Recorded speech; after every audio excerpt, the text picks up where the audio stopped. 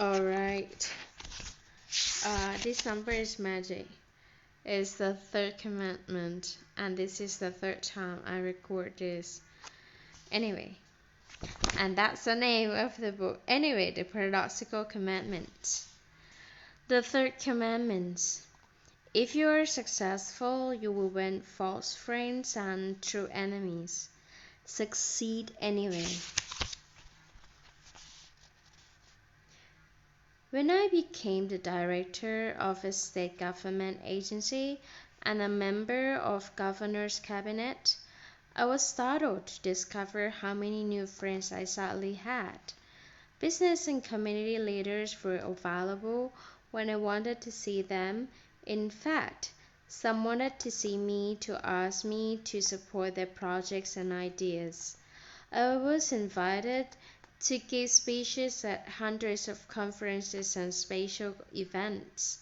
I sat at head tables.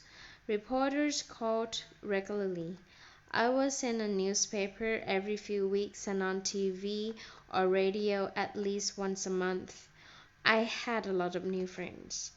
I also had a lot of new enemies. Actually, they weren't my enemies, but they saw me as their enemy. This was hard to fathom since I had never attacked them. In fact, I didn't even know them. They decided to attack me as a way of attacking the governor or my political party or the government in general. They attacked me for saying things I had never said and for doing things I had never done. There were people within my department who would pretend to be friendly and supportive, but who were quietly working to get me ousted. They didn't like the direction in which I wanted the department to go. They liked things the way they were. I wanted to build a shared management team, but they wanted to continue to rule their independent kingdoms. It was a difficult period in which I had to establish new goals. It was a difficult period in which I had to establish new goals, processes, and relationships. By the time the governor's term was over and my commission as a department head expired, I had come to truly enjoy the business and community leaders I worked with and felt a new sense of camaraderie and teamwork within the department. I was proud of what we had accomplished, and I liked the people with whom I worked. The day I left office, however, most of my relationships changed. I took an exciting new job in business, but I was not a CEO. I was a project manager, several levels lower than a CEO. It was a great job, but it was no longer important. I no longer had status. People I had worked with closely now seemed a little embarrassed to bump into me on the street. They were still movers and shakers, but I wasn't. I wasn't getting invitations.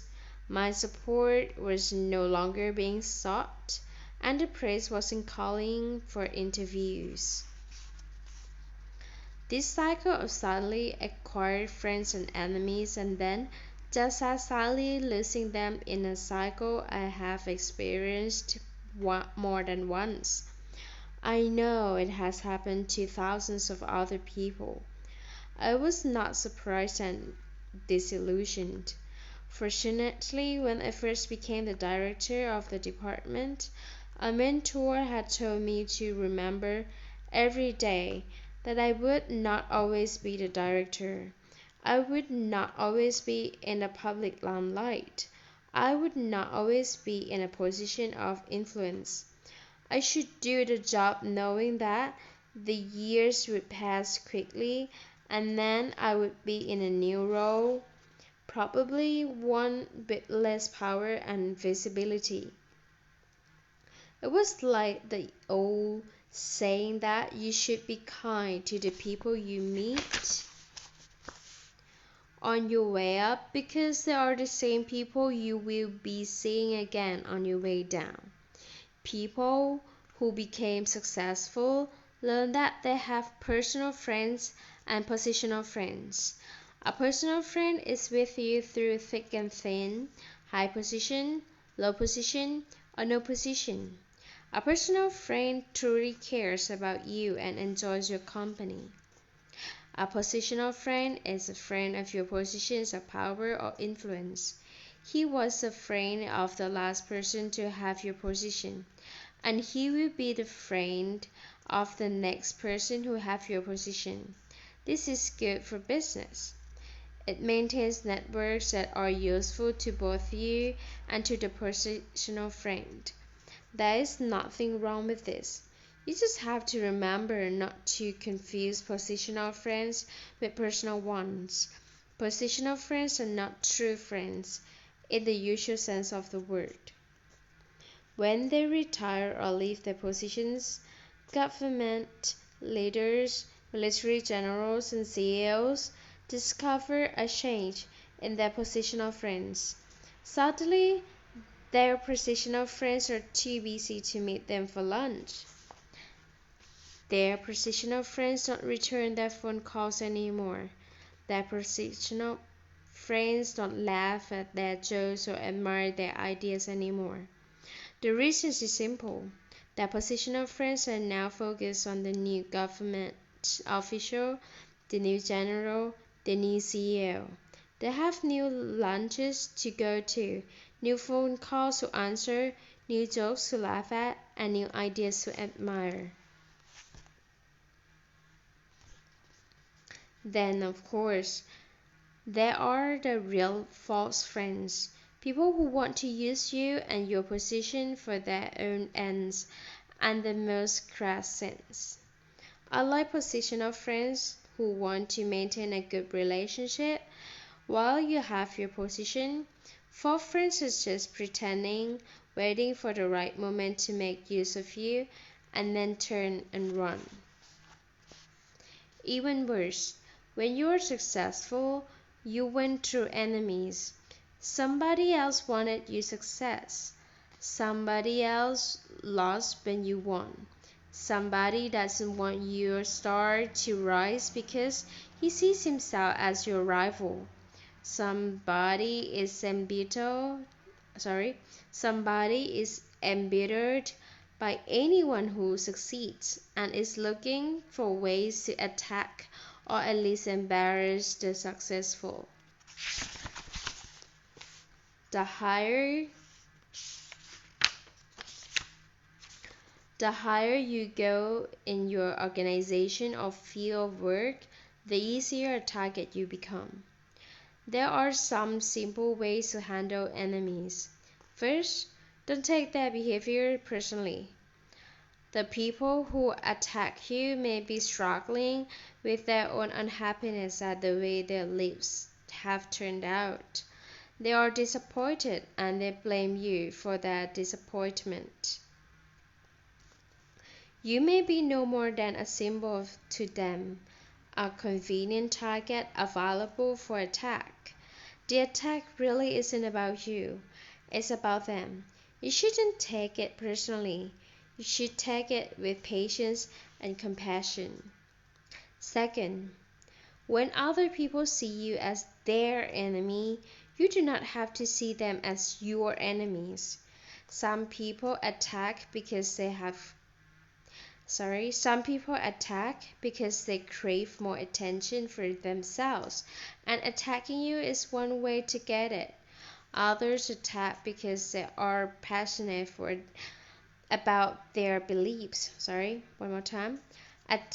Others attack because they are passionate about their beliefs and are upset that you don't see things the same way. Stay open-minded. Treat your attackers fairly. Listen to what they say and give them your attention whenever it is appropriate. You may learn something Furthermore, if you do not treat them as your enemies, you make it easier for them to someday become your allies and friends. And since this is highlighted, I will read it again slowly. Stay open-minded. Treat your attackers fairly. Listen to what they say and give them your attention whenever it is appropriate. You may learn something. Furthermore, if you do not treat them as your enemies, you make it easier for them to someday become your allies and friends. Finally, treasure your family and longtime friends, the people with whom you shared joys and sorrows before you were a success. Your family loves you for who you are, and your longtime friends didn't become your friends because of your power or position. You have things in common that make the friendships lasting ones. My children sing a little song they were taught in school. Make new friends, but keep the old. One is silver and the other gold. Sorry, I didn't know this song, so I can't sing for you because I didn't know the melody. As you go through life, as you succeed, your old friends will mean more and more to you. You will also have the opportunity to make new friends who will become true friends, new silver that will someday become gold. Work hard with vision and skill. Don't shy away from success. When the attacks come, treat your attackers with patience and compassion, and treat your enemies as potential allies and friends. Most important, make sure you stay close to your true friends. And once again, since it's highlighted, I will read it slowly. Work hard with vision and skill. Don't shy away from success. When the attacks come, treat your attackers with patience and compassion, and treat enemies as potential allies and friends. Most important, make sure you stay close to your true friends. If you do, you find personal meaning regardless of how many false friends and true enemies come knocking at your door. If you are successful, you will win false friends and true enemies. Succeed anyway. Alright. Ta-da! And thank you again for listening to me. This is only 1:59, but I think I'm not going to go through more of the chapter because I think one chapter a day is good. I really like this book. Do you like this book that I read also? I feel like, while I was reading this, I can come up with like true experience of ones that I thought they were my friends, actually just my colleague, and they did stab me in the back, or I should say backstab me. And yeah, I learned a great lesson. However, I also want true friends. Maybe not true friends that because we didn't communicate much after that, but then I saw some people who are kind to me as well. So I think it's quite common in the world. Not everybody sees compassion, and yeah, people are illogical, selfish, and self-centered. But then you have to love them, and I think we shouldn't care much about how they treated us because it shows about their problem, about what they lack in their life, about their unhappiness. Your job is to be happy because you were born to be happy. I was born to be happy. So if you truly believe what you do is good, then you just do it. And if you want to succeed, then just do it anyway. It doesn't matter. There will be people, hundreds of people, thousands of people who like you or hates you, and it shouldn't affect your life. That's why anyway, and the paradoxical commandments is important. And yeah, tomorrow if I have time, I will read The Little Prince for 20 minutes as well. Let's see how it works. But I really enjoy reading this book. I know there aren't many people listening to it right now, but I read it for myself, and yeah, and I hope that if I if I if I only read it inside of my head, I won't be able to pronunciate everything right, because I need to search for the right pronunciation first for some word. And it helps me to, I don't know if I can say to grow my English, but to maintain my English in a good level.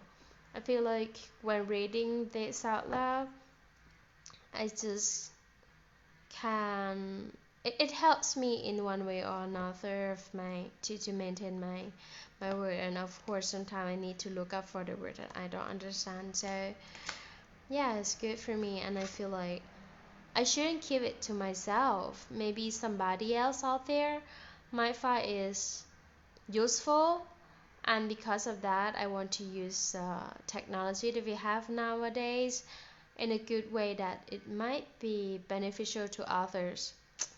Anyway, it's late, and yeah, I think maybe I read a little fast, but not that so fast. Just use a kind of, you know, general American accent that I usually use. Like if it be a translation, like interpretation that I do work, sometimes it mix between British English and American English, or when I want to articulate more, I will go for something clearly as British English. But then as to read this is come to me naturally for American. But yeah, feel free to suggest me anything. And have a good night. No, have a great night. Sleep tight. Bye bye.